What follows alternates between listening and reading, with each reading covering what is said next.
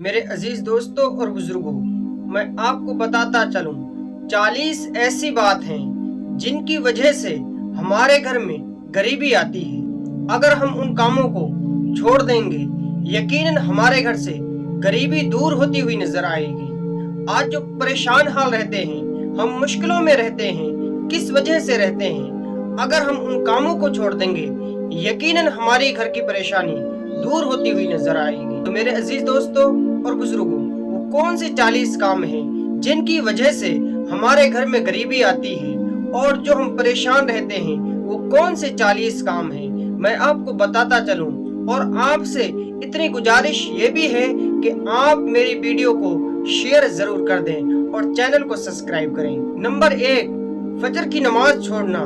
جو فجر کے ٹائم کھڑے ہو جاتے ہیں اور اس نماز کو چھوڑ دیتے ہیں، میرے عزیز دوستو، اس کی وجہ سے بھی ہمارے گھر میں پریشانی آتی ہیں، مشکلات آتی ہیں۔ جھوٹ بولنا، اگر ہم جھوٹ بولتے ہیں، اس کی وجہ سے بھی ہمارے گھر میں پریشانی آتی ہے۔ نمبر 3، دھوکہ دینا۔ اگر ہم کسی کو دھوکہ دیتے ہیں، اس کی وجہ سے بھی ہمارے گھر میں پریشانی آتی ہے۔ نمبر 4، حرام کاموں کو اپنانا، حرام کام کرنا، اس کی وجہ سے بھی ہمارے گھر میں پریشانی آتی ہیں، مشکلات آتی ہیں۔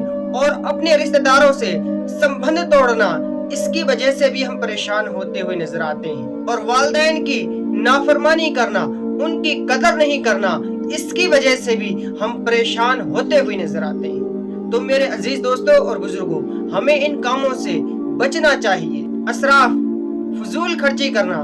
اگر ہم فضول خرچی کرتے ہیں، اس کی وجہ سے بھی ہمارے گھر میں پریشانی آتی ہے۔ بخیل یعنی کنجوس۔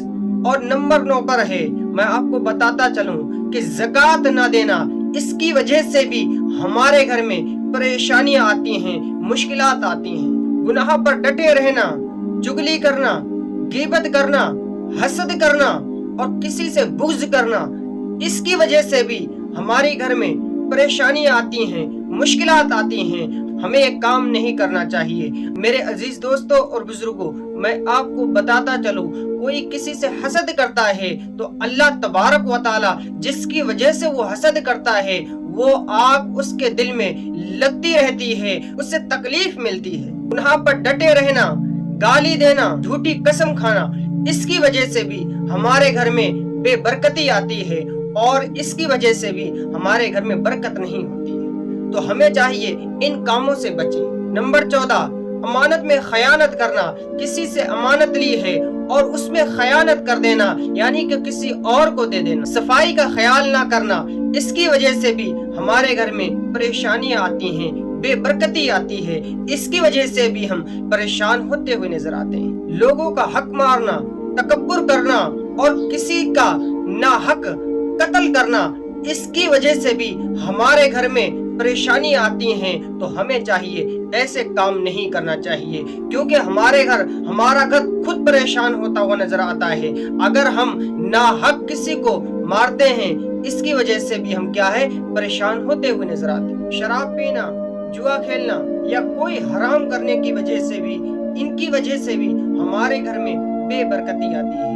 ہمیں چاہیے ایسے کاموں سے بچیں۔ اللہ کا شکر ادا نہ کرنا اور دعا مانگنا چھوڑ دینا، اس کی وجہ سے بھی ہمارے گھر میں بے برکتی آتی ہے اور ہم پریشانیوں میں مبتلا ہوتے ہوئے نظر آتے ہیں۔ توبہ کرنا اور محنت سے جی چرانا، ان کی وجہ سے بھی ہمارے گھر میں بے برکتی آتی ہے اور پریشان ہوتے ہوئے نظر آتے ہیں۔ اولاد کی صحیح تربیت نہ کرنے سے بھی ہم پریشان ہوتے ہوئے نظر آتے ہیں۔ آخر میں بس میں یہی بات کہوں گا کہ اگر ہم ماں باپ کی نافرمانی کرتے ہیں، اس کی وجہ سے بھی ہم پریشان ہوتے ہوئے نظر آتے ہیں۔ میرے عزیز دوستوں اور بزرگوں، اگر کوئی شخص اپنے ماں باپ کو پریشان کرتا ہے، ان کی نافرمانی کرتا ہے، یقیناً اس کے لیے اس کے ماں باپ جنت ہیں۔ اگر وہ نافرمانی کرتا ہے، اس کے لیے وہی جہنم بن جائے گی۔